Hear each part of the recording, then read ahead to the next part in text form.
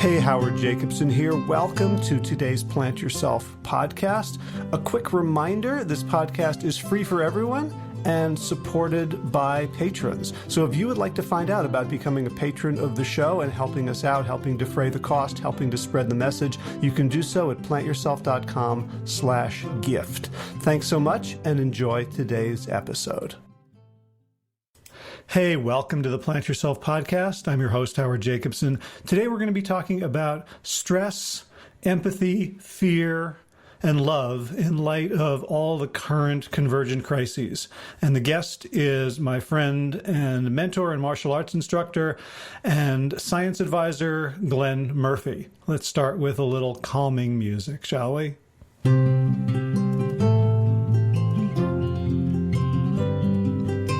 So Glenn is a 4 or 5 time guest on the podcast. We've had a lot of offline conversations about COVID, about racism, about police brutality, and we're both struggling to both understand the issues and also understand ourselves in relation to the issues. How can we be helpful rather than just performative or feel good in our outrage? So the dialogue jumps back and forth between our personal introspections and understandings and Glenn's and mine understanding of the physiology of stress and what we can do to manage it, what we can do in this incredibly trying time to be part of the solution and not the problem. I'm going to get to it in just a second, but I want to mention 2 things, because when I mention them, good things happen, and when I don't mention them, good things don't happen. One is this podcast is supported financially by listeners, and you can do so on Patreon. Just go to plantyourself.com/gift, and you can choose to make an ongoing monthly contribution on Patreon or a one-time PayPal gift. So, this podcast is free for everyone, free for the entire world. And unlike most other things on the internet that are free, it's not an advertising-based model. And unlike other things that are not advertising-based models, it's also not a subscription model. So that leaves you and me. So if you like what you hear on the show and you think that the world would be a better place if more people could hear it and that you want it to be sustainable so that I can keep on doing it, just go to plantyourself.com/gift. Even $1 a month helps out a lot. And just as a thank you, I have 36 healthy habit huddles that are free for you to download.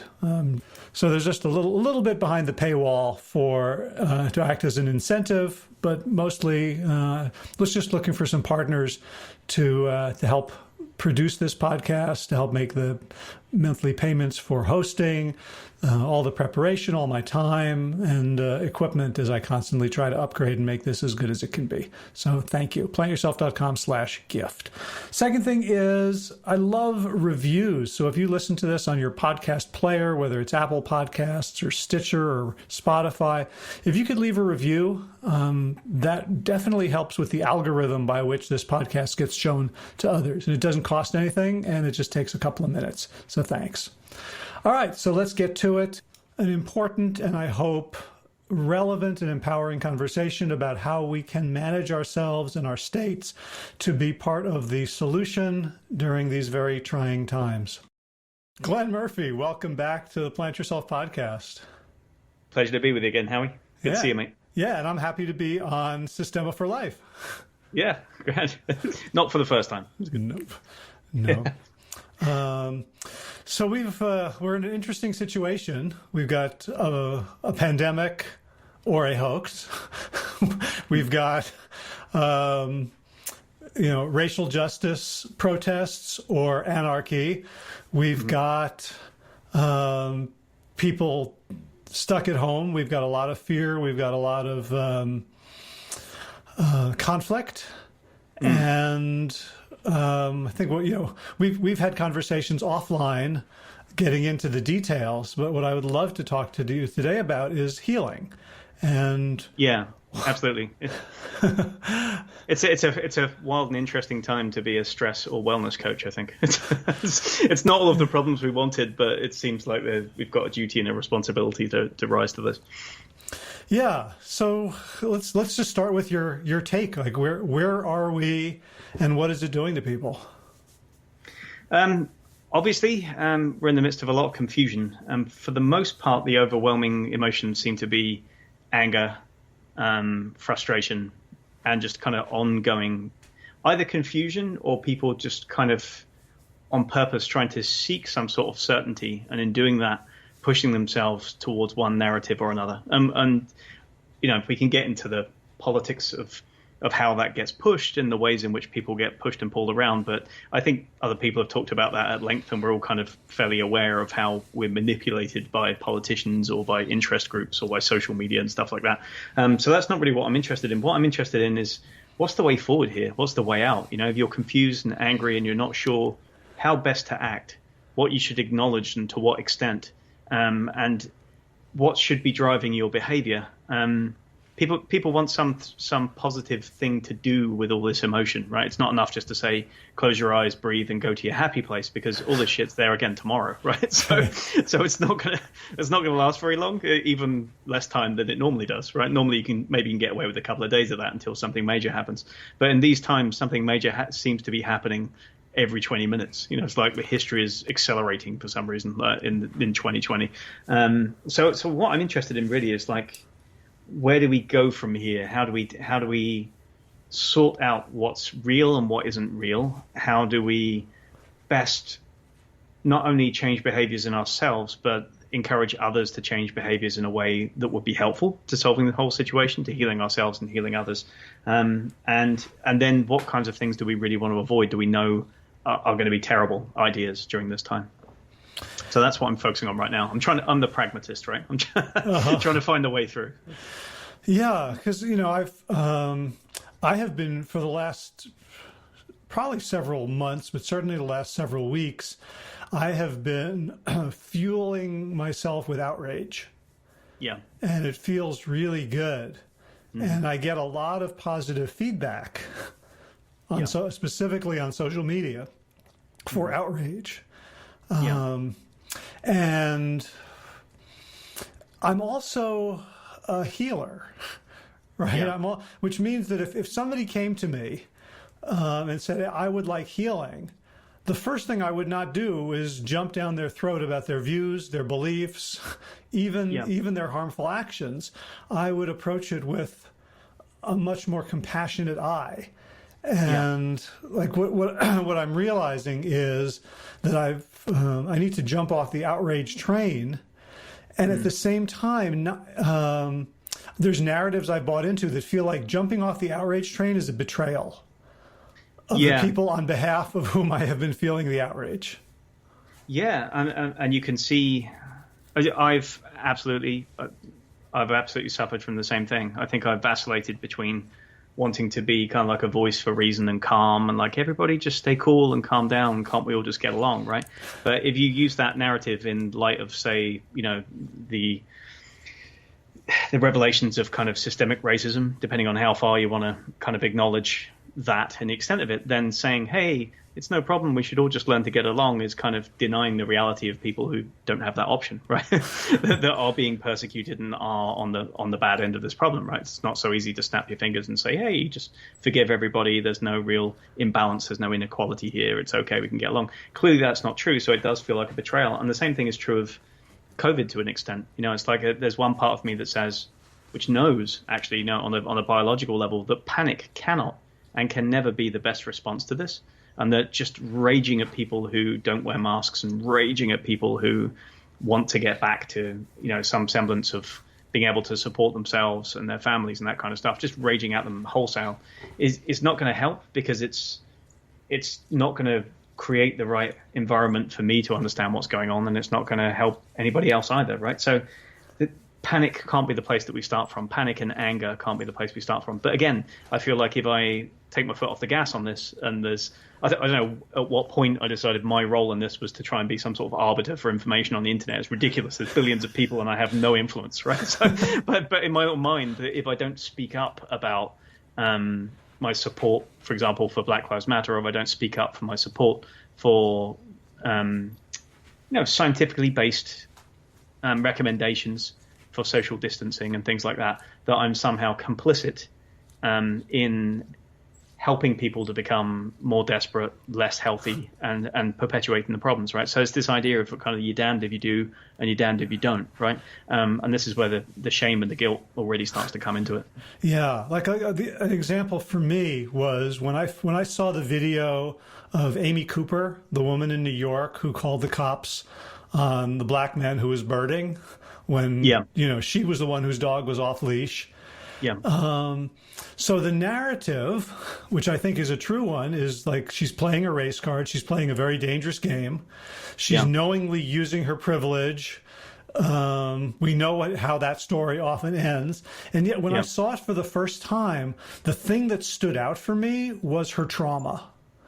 Yeah. And I immediately criticized myself for seeing that because like her, like what about his trauma? What about the trauma of the victims? But when I see, like, I was down at a rally in Pittsburgh before they took down the statue of the Confederate soldier, and all the right people were on one side and all the wrong people were on the other side, and to see, like, to look at them in the face and see, okay, these are people largely obese. They definitely look diabetic, like poor, miserable. Like, I was almost like feeling ashamed for having empathy for people whom I see as on the wrong side of an issue.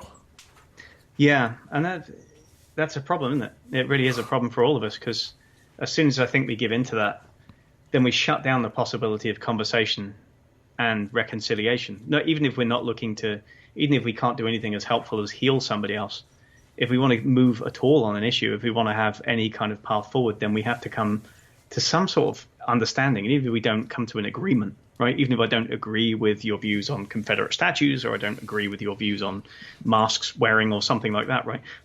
At some point, we have to keep talking long enough for that to come to a useful resolution, right? Even if it's one that neither party is quite happy with, but at least gets most people to do the right thing or something like that, And if we completely deny that instinct toward empathy, which I think we have to fight to push that down and replace it with something else. I don't think fear is the strongest motivator that we have. I think we're deeply social animals, and we want to engage with other people first. And if that engagement fails, then we default to fear or fighting or other stuff like that, right? It's that engagement that's critical on the front end.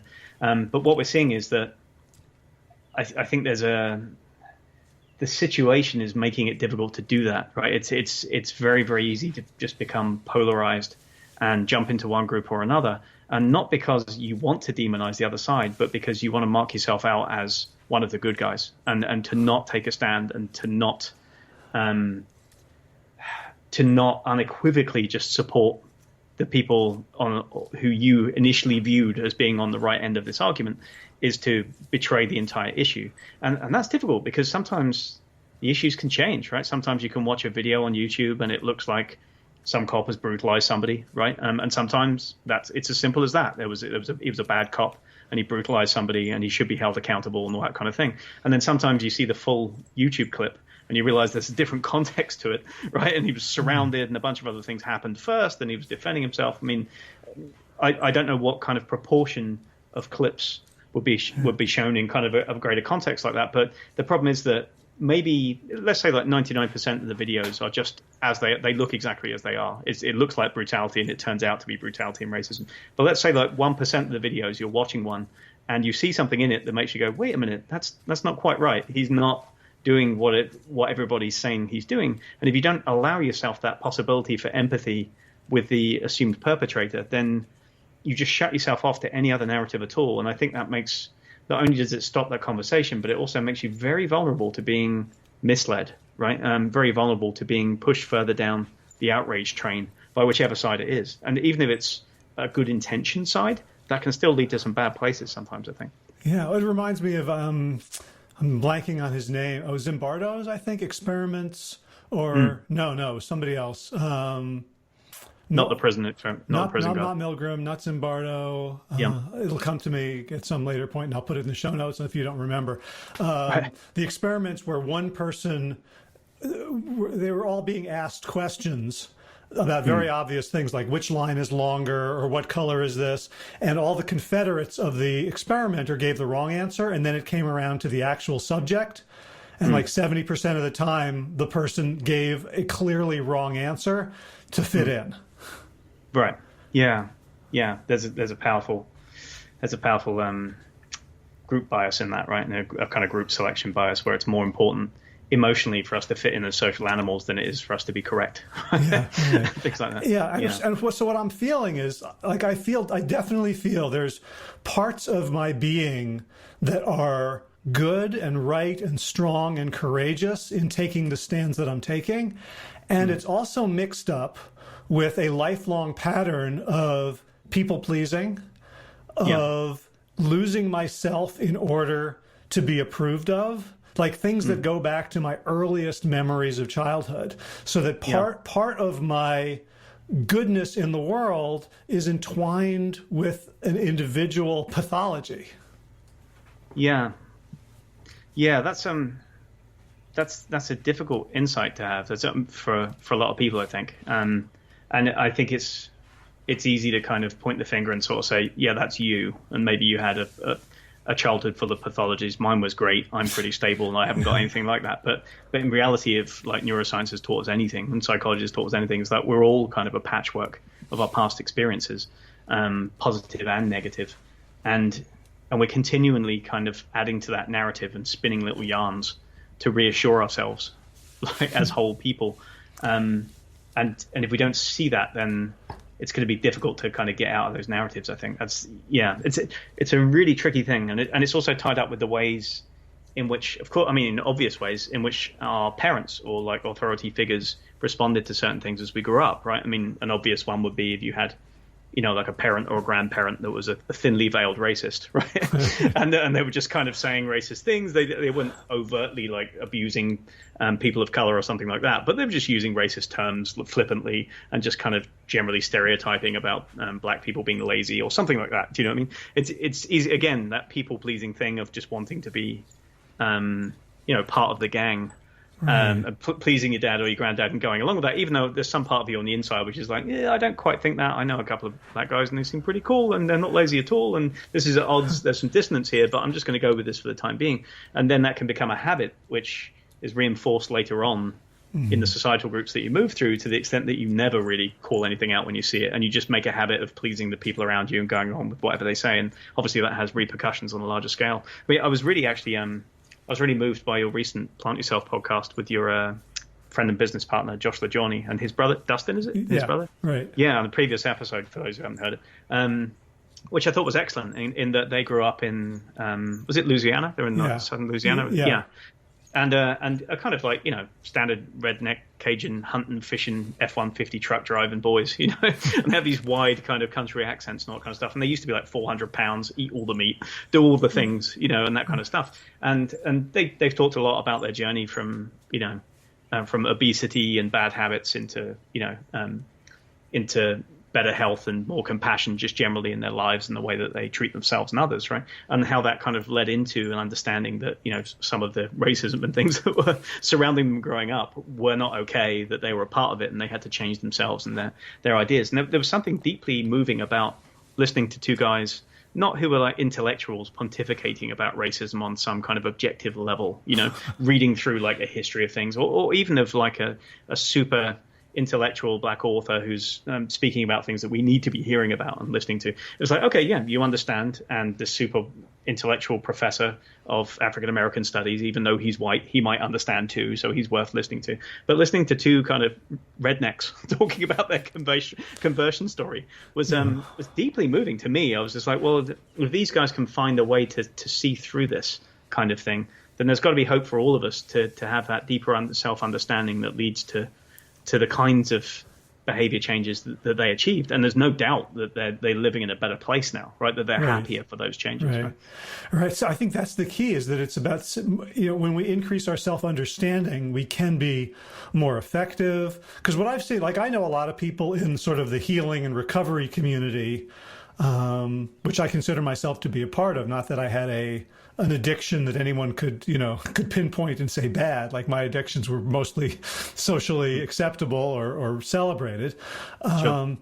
But like when my wife says something that hurts my feelings and I go into a rage, it's easy for me to step back from that and say, oh, that triggered an implicit memory of when I was a small boy and my mother couldn't gaze at me properly because she was a Holocaust survivor and she was stressed out, and like, oh, that was the fear of abandonment. Let me work on that. Whereas it's much more seductive to have the same response of rage to a social justice issue that's out there and never question if there's anything other than, pure goodness in me that makes me want to, scream and shout.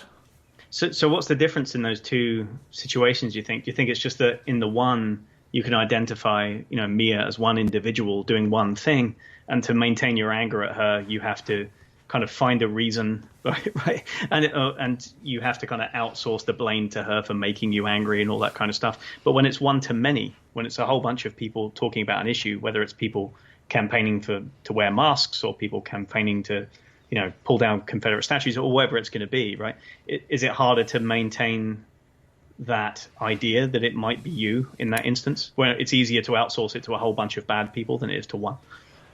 Yeah, I think the problem is that, I feel I'm guilty, right? Like, I feel like I haven't done enough.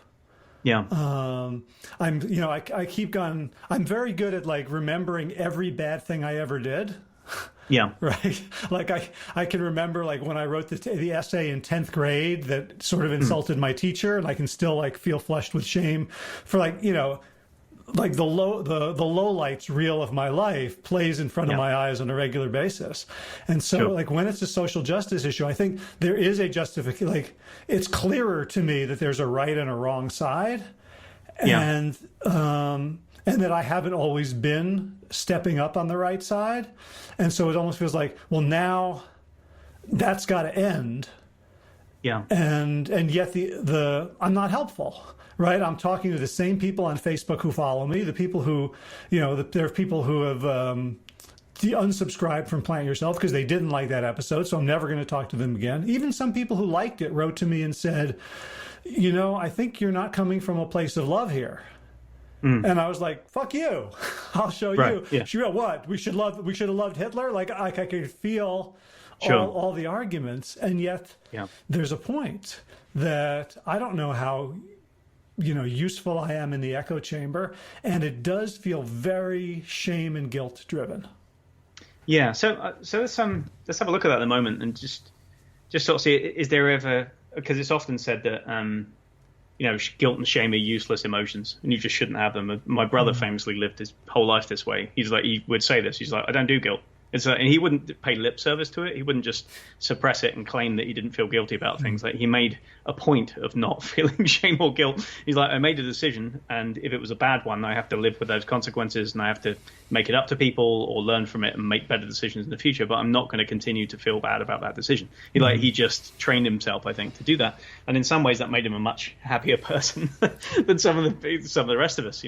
But there is a function to guilt and shame. Do you know? Well, I know about guilt specifically, but definitely in the emotion of shame, right? Shame elicits the same responses in terms of the nervous system as fear does, right? Almost the same responses. There's some slight changes in kind of the color of it, and the way that we experience it, of course. And even people have tried to map out subjectively how shame feels different in terms of temperature balance in the body, right? Like that. Fear feels like kind of like a deep rising in the stomach or something like that, and shame feels like a coldness in the chest, right? Where you're going colder and things like that. So there's some really interesting experiments that have tried to tease apart the subjective sensations of those two things.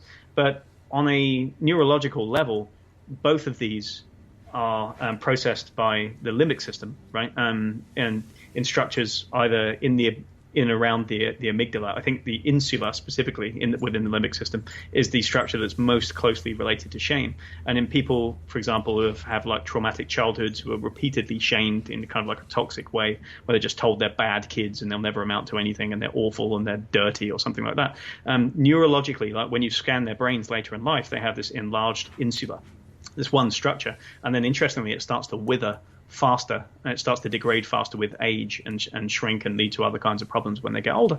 But the important thing to realize about this is that it's there for a reason, right? And like a stark example might be if my kid Cora, she's like 3 years old and she's very, very prone to just running into danger, right?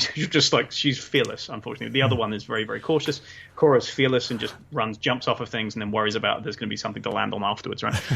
And she's, when we go out for a walk in our neighborhood, right, she's constantly just like running into the street and back out again, and like some SUV is coming down the road and we're like, Cora, right? We try and do it like quietly at first so it's not to startle her or something, but then there comes a point where you're like, yeah, this is not the time for a slow, let's connect with the child and redirect. And then there's a time when you just have to shout at them to free or move, right? Because you haven't got that kind of time. And in that instance, it can feel terrible sometimes when you shout no at a kid when they're running out to the road. They freeze, and in terror, the sympathetic nervous system fires up. They feel genuine terror, and then they start crying, right? They're literally like, you shouted at me, and I didn't know what there was to be scared of, and it seemed terrible. And sometimes you think, I overreacted, maybe that was too much, I didn't have to make her cry. But there's a function to that, right? When she freezes that way, and the sympathetic nervous system is activated, right?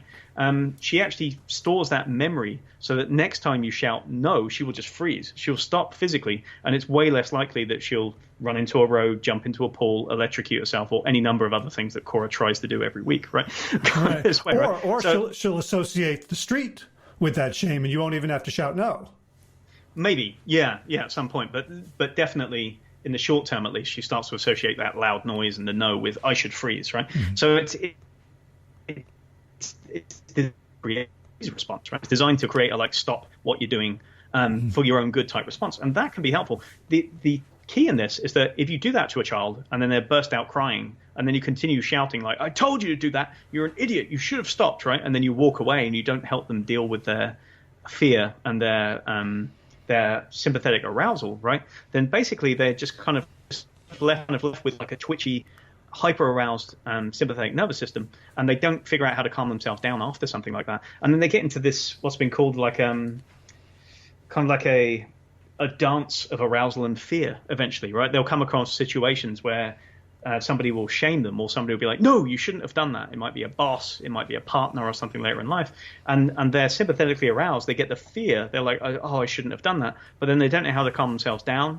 And then that leads one of a couple of ways. Either they kind of hide in plain sight and they'll stop looking at people. They'll try and shrink physically and make themselves invisible. Or they'll react with aggression, right, back at the person who shamed them.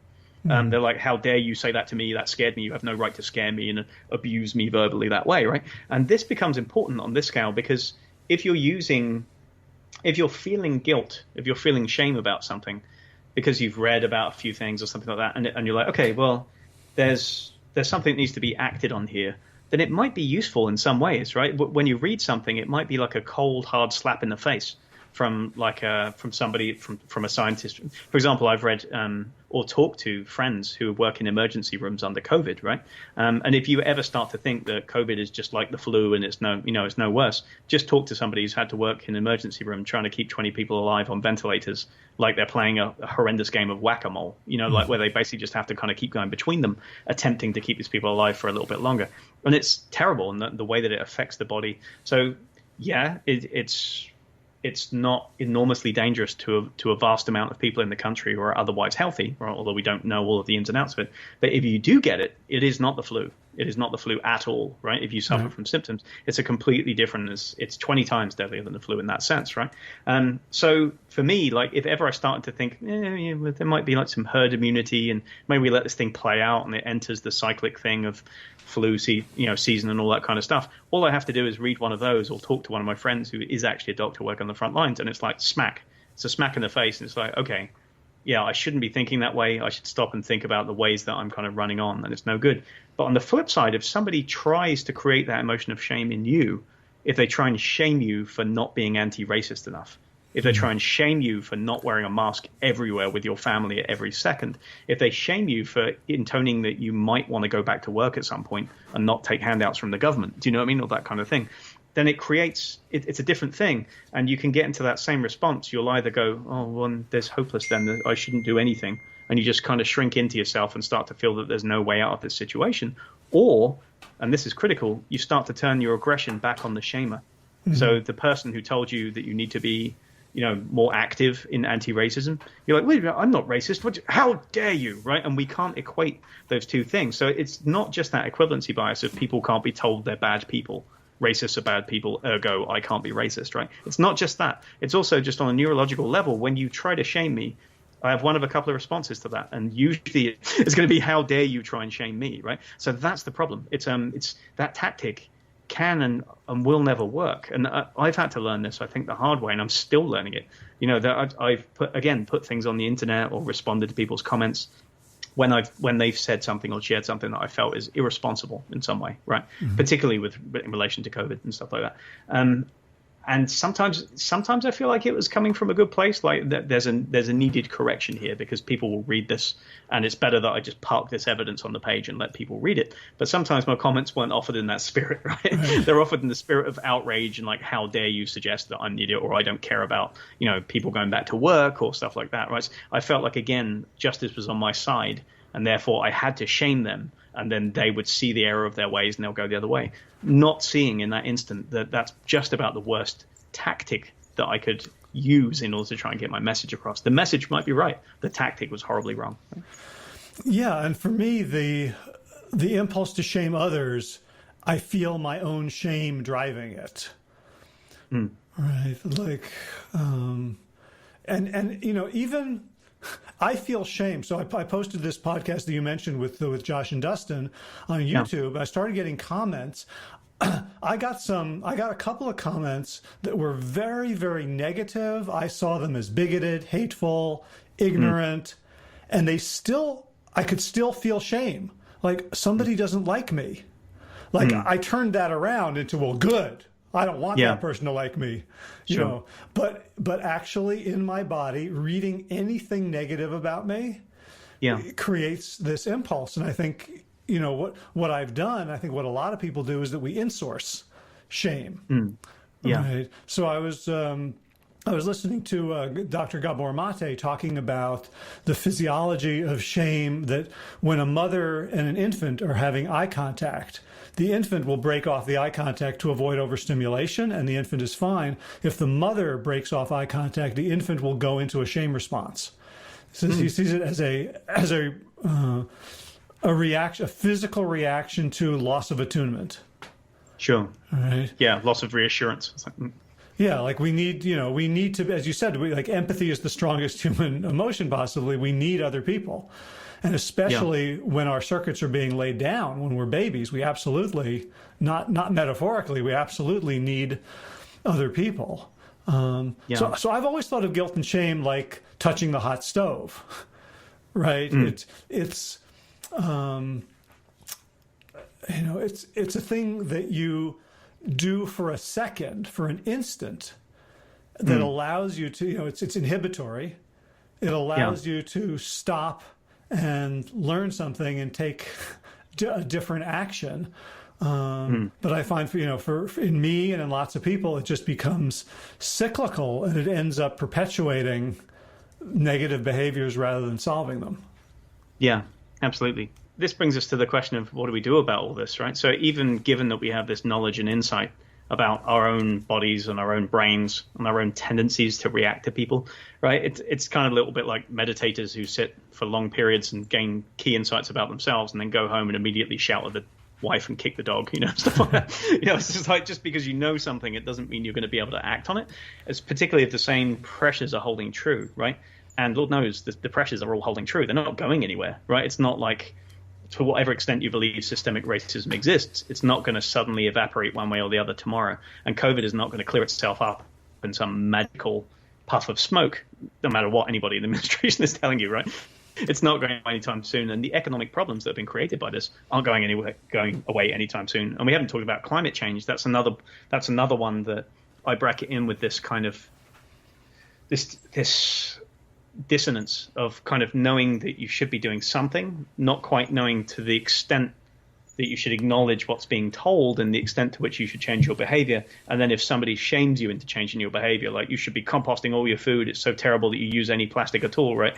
You end up as being like, well, I can't be a terrible person, so screw you for trying to shame me, and now I'm going to buy plastic bottles and do things, right? Yeah, so it amounts to the same kind of thing. Yeah, and around that, like I see that a lot in the plant-based and vegan community, which I think is with sort of any community of purpose, where there's a mission to it, that there is, to the extent that we as individuals are not completely enlightened, we can posture with each other. So like, who's more vegan? There's discussions where the plant-based people who are doing it for health and the vegan people who are doing it for the animals can really savage each other. So you get into this kind of intersectionality of veganism, right? It's just like, well, I'm 12 levels down the virtuous scale to you, so I have a right to criticize everything you're saying, kind of thing. Right. What, you're not a breatharian yet? You still rely on carbon? Is that actually a thing? Breatharian? I've heard it. Yeah, I've heard of it. I don't know that anyone's not sneaking Snickers bars at 2 a.m. But but certainly, like, there's a hierarchy, like, vegan, whole food, vegetarian, vegan, whole food, plant-based, raw, high raw. Okay. Yeah. Organic, high raw, high raw, intermittent fasting, eat one meal every 3 days. Sure. Right. And, around with climate change too, like there was a period in my life where I was just taking cold showers. And arguably the impact on climate was minimal, but the impact on me and the people around me was large in a negative way, because I was kind of toxic, both in my superiority and in missing a pleasure. Yeah, and I guess there are corollaries to that as well with COVID, right? And degrees of self-isolation and mask wearing and stuff like that, right? And the complication with that is that it's a great deal easier for some people to self-quarantine, to isolate, and to follow a lot of these measures than it is for others. That's the flat truth of it. Like, some people before this were working 2 to 3 people-facing jobs, right? And earning a minimum wage on all of them before this started. And so the suggestion that they can't go back to work, that they can't interact with people at any kind of level, right? And that there's not really much hope on the horizon. We just have to wait for a vaccine and wait for the government to sort it out, right? Putting a lot of trust in a system that doesn't seem to be working too well at the moment in the States anyway. That suggestion is quite cruel, whether for some people whose lives haven't changed very much, who just were remote workers anyway, they were just they work from home in like a job which works with numbers or, websites or something like that, right? Their lives haven't changed appreciably. They're still getting the money transfers. They're still delivering their work via email or via spreadsheet or cloud-based stuff, whatever it is, right? And their lives haven't changed, especially if they're living in a fairly nice situation and they can order out for groceries and Amazon stuff and things like that. It's like, they're like, what's the problem? Everybody should be able to self-isolate and self-quarantine. It's not a big deal. And even like, I've seen the difference between people who have kids and people who don't have kids, right? People who don't have kids, it's like, yeah, me and the wife will stay in, and this is great because we hardly get enough time to spend together like this. And now we can work, we can put things away, and we have all this time. People with kids are like, all of my time attempting to juggle the responsibility of homeschooling my kids, making sure that their needs are seen, making sure they get some sort of social interaction for them so that they have some, and attempting to work while all of this is happening and keep the income coming in to support all these things. And they're very different sets of motivators. And at some point, we default to the strongest motivator we have, right? We get to that hierarchy of needs thing. And if you get low enough, if you've got no income coming in, somebody's about to repossess your house. This is not happening in a widespread way yet, but it could, right? If the situation panned out indefinitely. Once you get down to a certain precipice, a certain threshold, people won't care. And I think we see this even in the Black Lives Matter movement and that kind of stuff, right? It's like before public assemblies, you had people that were decrying people who were assembling to protest the COVID mask bans and things, and like, oh, look at these terrible people who are, well, standing around with AR-15s and protesting the government. They're such idiots. They're going to infect other people, that kind of stuff. And then as soon as there is a important enough cause to warrant it, even if people weren't isolating and weren't distancing themselves and weren't wearing masks, it's like, it doesn't matter. That's way more important than not spreading the virus. And it's difficult because there's some hypocrisy there, right? Yeah. I'm not saying that it's not justified, and I'm not saying that stuff, but it presents a double standard, which is not easy to resolve. And the real solution is just like we're all always subject to these double standards. We have a shifting set of motivations and priorities depending on what's imminent and what's urgent and what we feel like we need for survival and health. If those needs get met, then maybe we can start to think about the larger needs of society and humanity and existential risks to the planet and our entire country later on. But most people don't think in those terms most of the time, and you can't blame them for that either, because that's the programming we have, and that's kept us alive a very, very long time as individuals and species. Right. So I have felt, without articulating it, my behavior over the last several months has implied that the way to win, the way to solve these problems is to fight something or fight somebody. And it's clear as soon as I say it that I don't believe that that's true. Yeah. And so, you are a scientist, you're an expert on the physiology and management of stress, and you're a martial arts instructor. So if I want to get out of fight, what can I, like I truly believe that the way through is love, that we're not going to solve any of these problems without love. Right. Because people need safety in order to get out of fight or flight. And like I could go through the whole thing, but it just seems very clear to me. How do we work on ourselves? Because I could just see myself turning into a love warrior, berating everyone who's not acting out of love. Sure. Yeah. What are the moves for ourselves as individuals to begin to reduce the shame, the guilt, the fight or flight, the anger, the hostility, the schismatism, and find inner peace so that we can make the world a better place? So simple then, really, no pressure. I'm sure I got a pithy answer for that one. I mean, like I said, there aren't any easy answers, but it's clear that if somebody's just telling you that the thing that you need to do right now is calm down, don't panic, and stop feeling shame, it's not going to happen in the snap of your fingers, right? It's just not, because of all the things we've already talked about. There are pressures, and our bodies feel these things from the neck down, and we process them for historical reasons, for reasons associated with our upbringing, and reasons that are valid in the perceptions of our right assessment. Very complex situation. So I think the first is, your analogy to a fight is correct, right? If you want to win a fight, at least in the way that I've been trained, and most of the best martial artists that I know have been trained, the goal is not to wade in and be as aggressive as possible first, right? To come out blazing and just smash as hard and fast as you can and just be inhuman, right? That will only win you fights against people who aren't very smart and never had any opportunity to figure out anything themselves about how to defend themselves, right? More often than not, you just expend all of your energy, you're exhausted, you're angry, and you've made the other person angrier, and now they feel even more emboldened to fight you, right?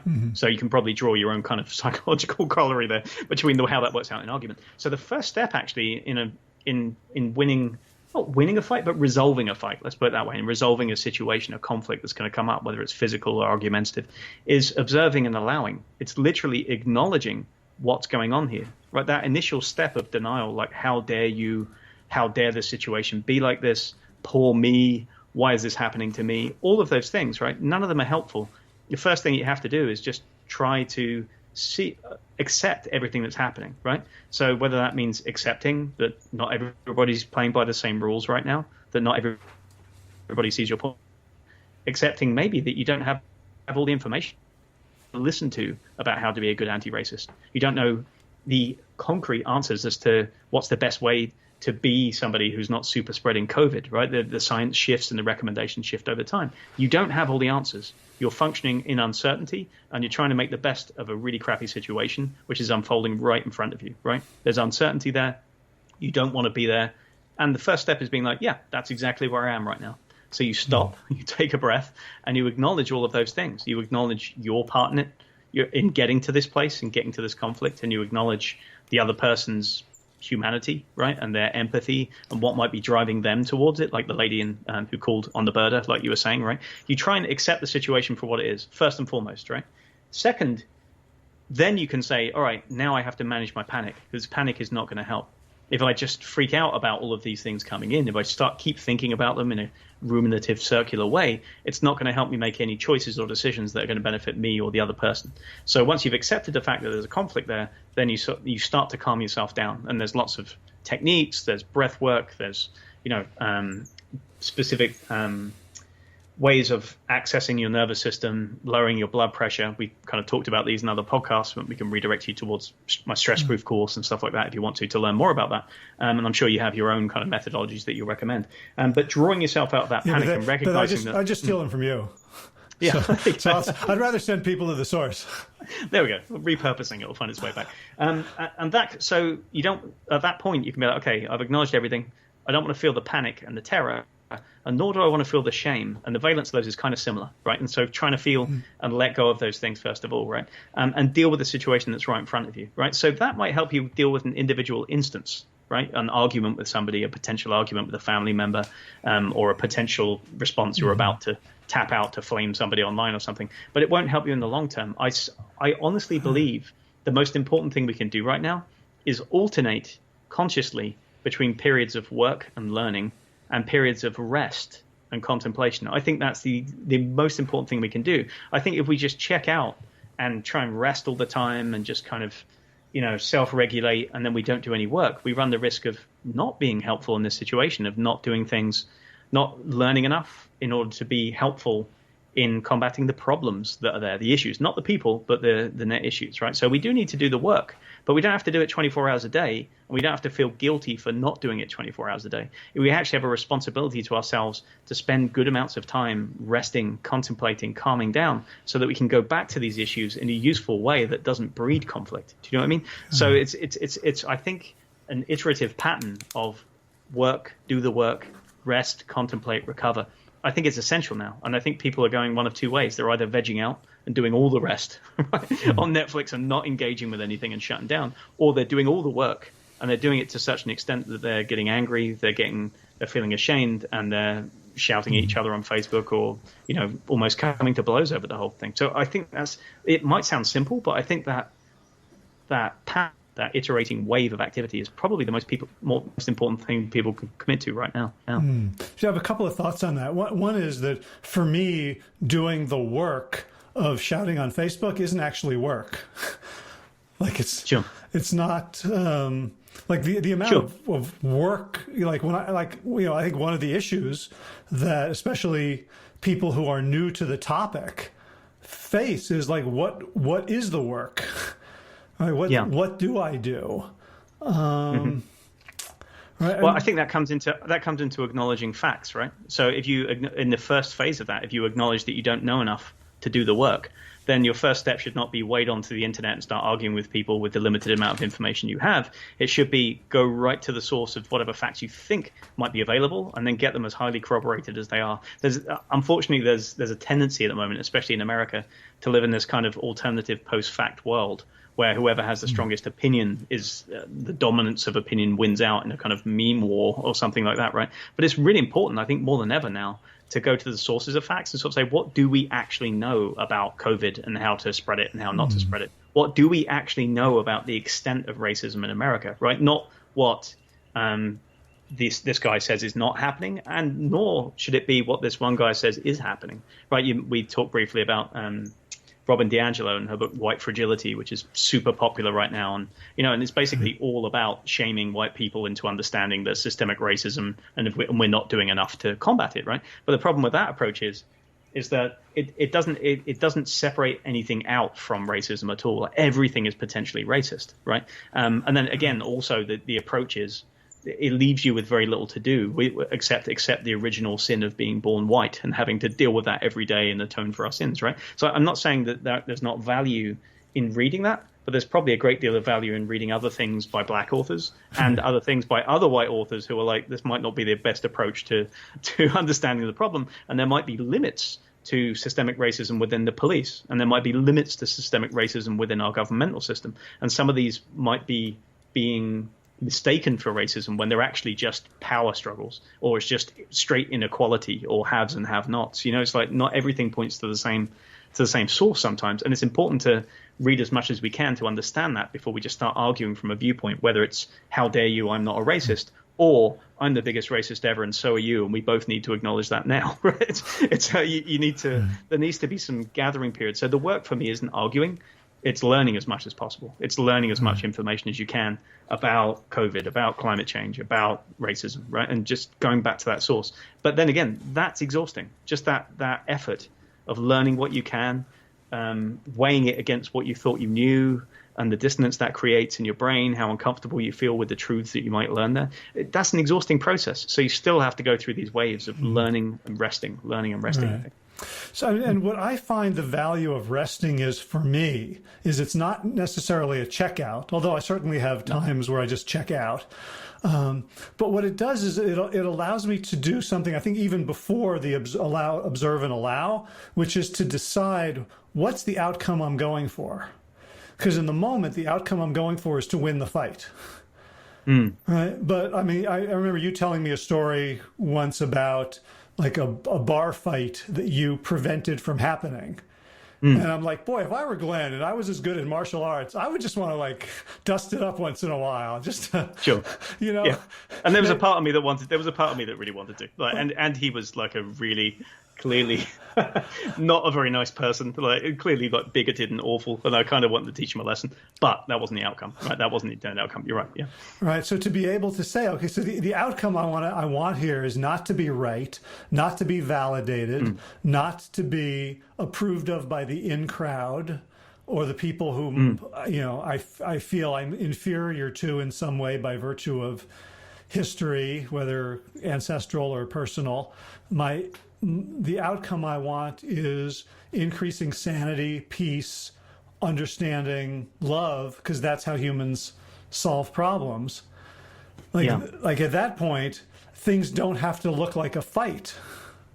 Yeah, that's interesting. That seems to, in much the way that one of my teachers in Russia, Mikhail Ryabko, once he shared a quote online this last week, which was to the tune of, I can't remember the exact quote, but it's like, where there is love, there can be no fear, right? That you have to come from a place of overwhelming love in order to hold fear at bay.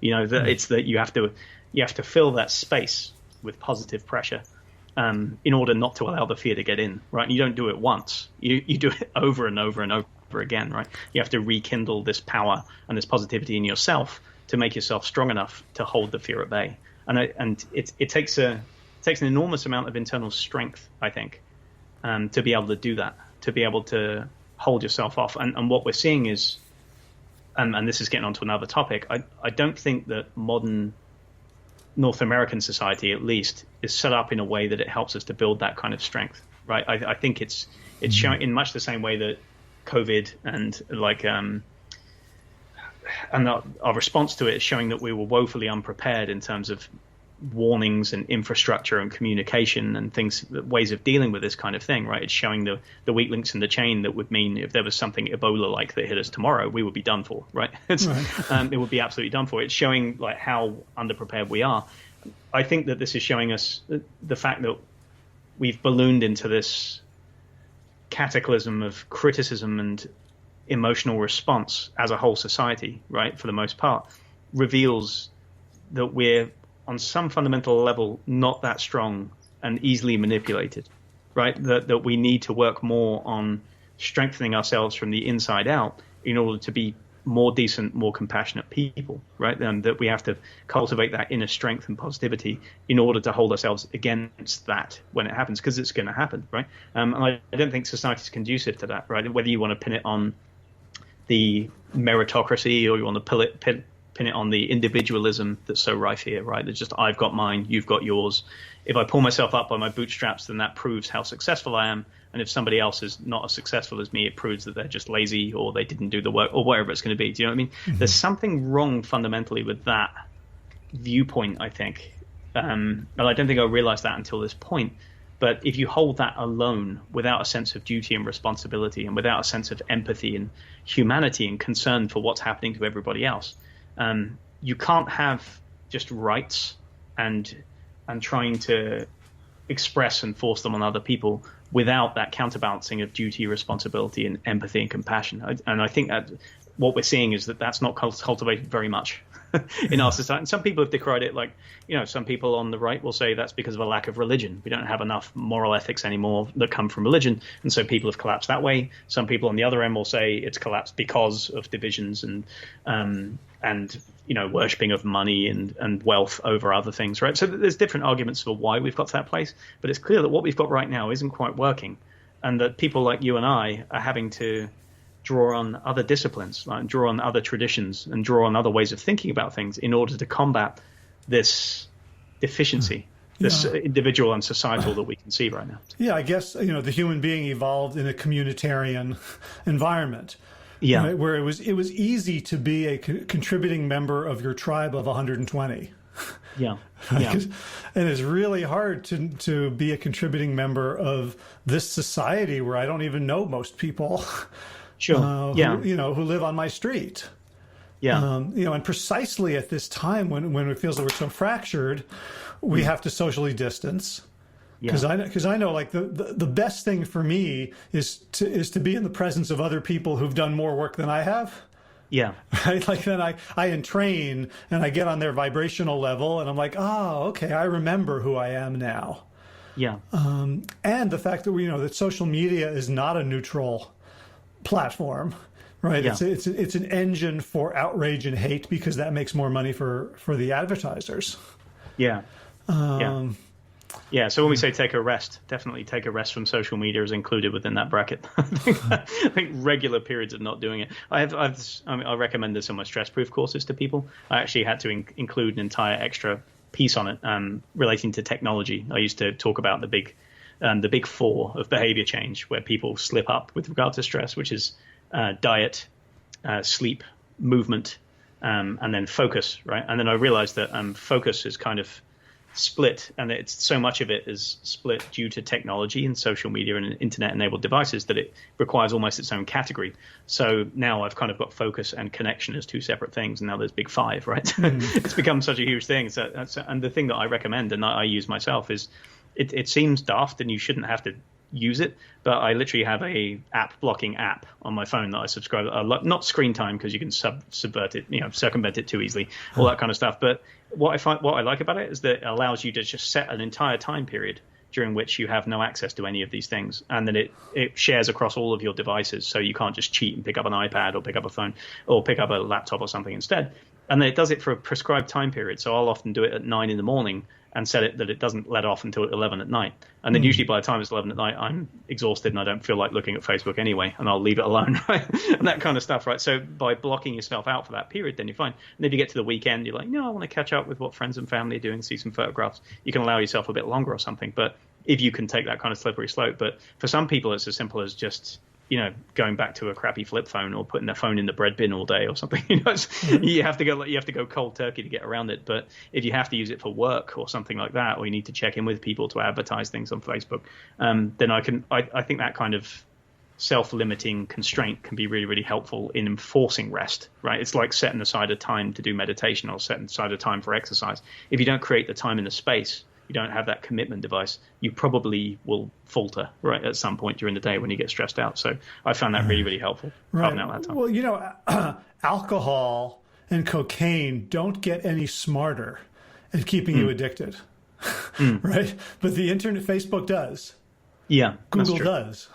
Yeah. So, and like it happens to other people, but not me. Like, I'm too smart for that. Like, yeah, crazy. That's a crazy thought. But one parting thought, I think, to go with, though, I think it's very easy to go into a spiral on this again, which comes back to that kind of shame response of like, am I doing enough? Am I doing too much? Should I be aggressive about the people that are telling me that I'm not doing too much?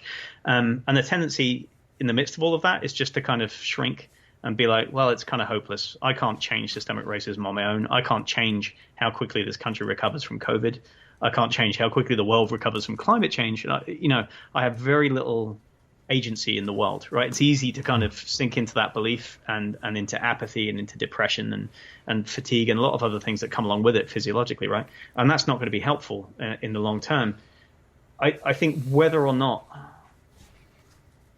you believe it's going to happen very, very soon, or whether you believe it's going to happen over a few torturous years or whatever it's going to be, there's no doubt that a lot of the things that we're seeing and questioning right now, they didn't just spring up with COVID, right? The brokenness of our healthcare system and our unpreparedness to deal with something like this has been something people have been warning about for decades. The systemic racism and the problems of inequality in America have been something people have been talking about for centuries, right? So and climate change has been around at least since the 50s as a concept, right? And it's gone in and out of favor, and it becomes more or less important to people depending on what else is going on in the news. But none of these issues sprung out of nowhere. All that's happening is that we're reaching a kind of crucible, a kind of precipice, and I think there's a very real hope that forcing us to kind of look at this very, very closely and forcing us to do something about it in a short period of time has the hope of us coming out of this and into something else. I don't think the American experiment is over, right? We've found out a few things that didn't work, right? And in the spirit of science, we have to sometimes change the goals, and we have to change the way that we're looking at things and reframe the question. We've validated a few null hypotheses here, and it's time to try and look at a few new ones and then see what we can do to go forwards. And I think we can do that in our own lives in a small way. And I think there's a hope for it happening on a larger scale, right? I realize I've made this a little bit America-centric, and we might have listeners all over the world, but I'm sure that other people are thinking similar things in some other places. It's just more desperate and immediate here at the moment. So. Right. Well, Leonard Cohen said, he wrote a song called Democracy, and he said, it's coming to America first, the birthplace of the best and of the worst. So, nice. I think we tend to be behind a lot of important curves, but also ahead of a lot of them too. Yeah. I mean, what comes to me when you say that is, the pressure that I put on myself to save the world. Is a podcast guest I had a while back, Charles Eisenstein, talks about the dangers of thinking in scale. Like what I have to reach 1 million people. I have to start the next big startup. And he said, think about Nelson Mandela's grandmother, who essentially raised him to be the sort of person who could come out of jail after 27 years with love. Yeah. Yeah, definitely. Right. Yeah. Start small, do what you can, right? So. Yeah. Yeah. And, we're talking about this next election, right? There'll be about 100 million votes cast. There'll be 100 million individual votes cast, right? Like the unit of change is individual, and sure. And I think by embodying the fighting spirit, like I'm going to fight for this and fight for that and fight against this and fight against that, I think we're perpetuating the same energy that caused many of the problems. Yeah, maybe so. Yeah. So, wise words, my friend. Well. One question, what's the name of the app so I can put it in the show notes for people who want to take control of their tech life? Oh, yeah, the one I use is called Freedom. It's Freedom. great. I think you can subscribe monthly, or you can get like a lifetime forever subscription for less than $70. And I swear by it. I think it's phenomenal. And you can also, for those with kids and stuff like that, you can blanket your spouse or your kids' phones and devices, or with one touch you can go beep and put it on different lists and things like that. So it will make you the least popular person in the house, but you'll be doing the right thing. Cool. And also your stress-proof course. Tell us a little bit about that. Yeah, so this was a course that I was previously running as a 3-day retreat or a half-day workshop, live and in person, with people breathing on each other and pushing and pulling and touching and all kinds of wonderful things that we don't have the luxury of doing right now. So it's been reimagined and recast as a 30-day online course. So we're just in the process of kind of polishing off the first test cohort that have been through it, and they seem to be enjoying themselves and getting some real benefits. So hopefully by the end of the month, that should be available for people to sign up for. And they can find out about that at stressproof.net. Great. And do you have an email sign up so that people don't have to remember to come back at the end of the month? Sure, yeah. If they would just want to get kind of on the newsletter and get updates so that they can get on the waiting list for the first real paying cohort of people that go through, it's the same, almost the same address. It's info@stressproof.net. Okay, so they can just send you an email, and that'll get them on the mailing list. Yeah, just info@stressproof.net and just say, hey, I'm interested in the Stressproof course, and from there I'll just put them on the constant contact list. That I won't bug you with lots of emails because I don't have a lot of content, so it's fine.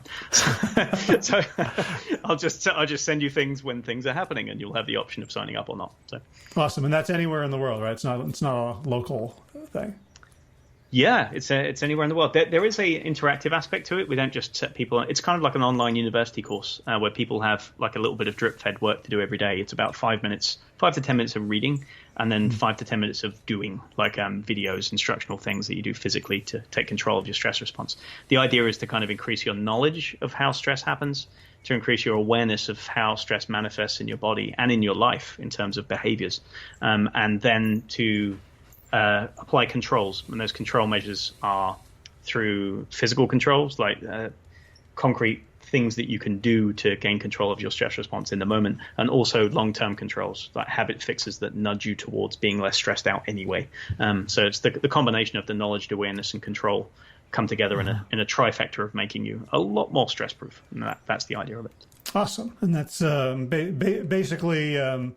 How to self-regulate is kind of the first responsibility of an adult human.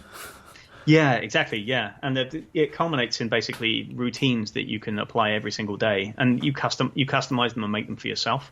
So it's not prescriptive. I don't give you all these things you have to do every day. I give you a menu of things, and then you go away and you choose from the menu, knowing that you have to have some sort of stress-proofing meal today, right? Mm-hmm. Some sort of work that you have to do, but you choose the meal, and then at the end of the course, it kind of ties everything together into a solid ability to self-regulate yourself. And then it also hints at the possibilities of being able to co-regulate other people as a result. So this can be really helpful for parents, for teachers, for managers, for anybody who has to deal with people on a daily basis, which is most of us, who not only want to be more stress-proof themselves, but want to kind of have that courage and strength become contagious and help other people to be stronger and less stressed in their lives too.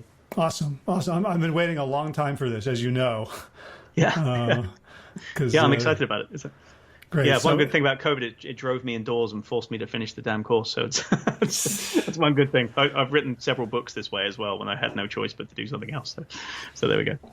Awesome. Well, and I finished The Americans on Netflix. So, Hooray! So we both had a fruitful quarantine. Yeah, exactly. Glenn Murphy of stressproof.net. Thank you as always for. Thank you, Howie. It's always a pleasure to have you. For all you do. Thank you, mate. Take care. You too. All right. If you enjoyed that conversation, you can check out the show notes and also a video watching our heads talk at plantyourself.com/416. So if you're looking for some homework to do, the end of this week, I'm going to be interviewing repeat guests, a couple, Bianca and Michael Alexander. They were on episode 56. So you can find that at plantyourself.com/56. And it might be good to listen to that because we're going to be having a very different conversation this time about how to maintain spirituality and a heightened sense of consciousness in light of the struggles that we're being called to participate in right now. So in a sense, it's similar to the conversation I'm having with Glenn around how do we use what he knows around stress proofing and calming ourselves in order to be good people. And it's in a sense, it's almost even more difficult for me to imagine how do I be spiritual and see all as one when the divisions we're being called to heal are so stark, and some of those divisions are being denied by people who are benefiting from them. So looking forward to that. If you want to get an on-ramp to that conversation, plantyourself.com/56. So garden news, we now are in the height of blueberry season, putting away maybe 3-4 pounds a day into the freezer. Hopefully it'll going to last us for much of the year. Also cherry tomatoes, kale, And the soybeans, the edamame, look like they're just about almost ready. And of course, the basil, and we got 3 cucumbers. So the irrigation system is working well. We got a ton of rain after we put that in, but then last week Mia helped me. Last week I helped Mia put a gutter on my office so it doesn't soak me when I come to work off of the tin roof, and it hasn't rained since then. So hopefully we've balanced things out. In running news, I've got Wednesdays as my hill sprint days, so I'm starting to pick up a little bit of speed and challenge myself a little bit more. Also, one of my running buddies tends to go at an 8:30 pace, so when he's there, I challenge myself some more anyway. So that's coming along. So thanks to Will Ridenauer for allowing me to use Sabali Dawn, the Dance of Peace, as the theme music for this show. Check out willridenauer.com for more of his beautiful cover music. And of course, thanks to all of you Plant Yourself podcast patrons. I got some wonderful affirmations from patrons last week after releasing the show with Dustin and Josh Lajani on anti-racism, which I was concerned a little bit was going to lose me some patronage. I haven't actually checked because Patreon only tells me when I get a new patron. It doesn't tell me when somebody leaves. But I did get some nice notes from patrons saying that they were proud to support this work. So again, if you would like to support this work, you can go to plantyourself.com/gift, throwing that in one more time. And let's talk about all the people who are already doing so. Kim Harrison, Lynn McClellan, Anthony Disson, Brittany Porter, Dominic Morrow, Barbara Whitney, Tammy Black, Amy Good, Amanda Hathaway, Mary Jane Wheeler, Ellen Kennelly, Melissa Cobb, Rachel Brage Barons, Christine Nielsen, Tina Scharf, Tina Ahern, Jen Flianowski, David Bizek, Mysterious, Michelle X, Elspeth Feldman, Leah Stoller, Alan Christensen, Colleen Peck, Michelle Andrews, Josina, Sarah Durkis, Travis Circus, Kelly Cameron, William Pedersen, Janet Selby, Kara Adams, Tom Franzek, Jeanette Benham, Gila Sarah, David Donahue, Blair Cyber, Doro Izzo, Gio and Karen Argentati, Jody Friesner, Ruth Ann Funderburg, Misha Rosen. Michael Warbeck, the equally mysterious Tracy Z, Aviva Lael, Alicia Lemus, Rebecca Hughes, Val Linneman, Rhymes with Cinnamon, Nick Harper, Martha Bergner, Susan Ahmad, Molly Levine, the inscrutable Harry R., Susan Laverty, the Panda Vegan, Craig Kovic, Adam Sharp, Karen Burry, Heather Morgan, Kelly Michia, Deanne Norton, Bonnie Lynch of Plant Happy Oregon, Sabina Kurtzels, Nigel Davies, Marion Blum, Teresa Coble, Julian Watkins, Breed O'Connell, Sharon Hirschman, Linda Home Hedegaard, Isa Tuzin, Wakani Hainline, Aaron Greer, Alicia Davis, Heather O'Connor, Carolyn Jensen, Sherry Orlikowski of Plant Powered for Health, Karen Smith, Scott Morani, Karen Joe Crabtree, Tanya Lewis, Kirby Burton, Teresa Carell, Kevin McCauley, Elizabeth Rothschild, Alan Jesse, Cheryl Dwyer, Jenny Hazelton, Ballard Petier, Peter W. Evans, Colleen Harrison, Justin Divert, Joshua Summermeyer, Dennis Bird, Darby Kelly, Lori Fanny, Linnea Lundquist, Valerie Hummel, Emily Iconelli, Levy Wallach, Rosamund McAdee, Emma Corney, Stephen Lehman, Patty DiMartino, Mike and Donna Kartz, Deanne Bishop, Bill Brielf, Gunter Schmidt, Marjorie Lewis, Kelly Molden, Tricia Adams, Ian Kramer, Nancy Sheldon, Lindsay Bayshore, Gunmarie Hagan, Tracy Gullis, Laura Heaton, Meg from Mama Says, Rachelle Kennedy, Diana Goldman, Stacey Stokes, Ben Savage, Michael K., Collie Butler, David Hughes, Connie Rogers, Claire England, Sally Robertson, Param Ganshi, Amy Daly, Marion Tourville, Mark Jeffrey Johnson, Josie Dempsey, Karen Schmidt, Pamela Hayden, Emily Perriman, Olga Sidoroska, Allison Corbett, Richard Stone, Lauren Vaught of Edible Musings, Aaron Hasty, Sean Owens, Sagar Nayak, for your generous support of the podcast. That's it for today. As always, be well, my friends.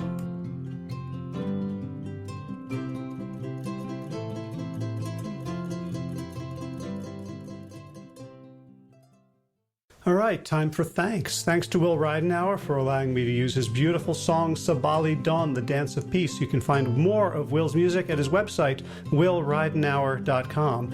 And of course, thanks to all of you Plant Yourself podcast patrons. Kim Harrison, Lynn McClellan, Anthony Disson, Brittany Porter, Dominic Maurer, Barbara Whitney, Tammy Black, Amy Good, Amanda Hatherley, Mary Jane Wheeler, Ellen Kennelly, Missa Cobb, Rachel Behrens, Christine Nielsen, Tina Scharf, Tina Ahern, Jennifer Volkanovsky, David Bizek, The Mysterious, Michelle X, Elspeth Feldman, Leah Stoller, Alan Christensen, Colleen Peck, Michelle Landry, Josina, Sarah Durkis, Rhymes with Circus, Kelly Cameron, Wayne Pedersen, Janet Selby,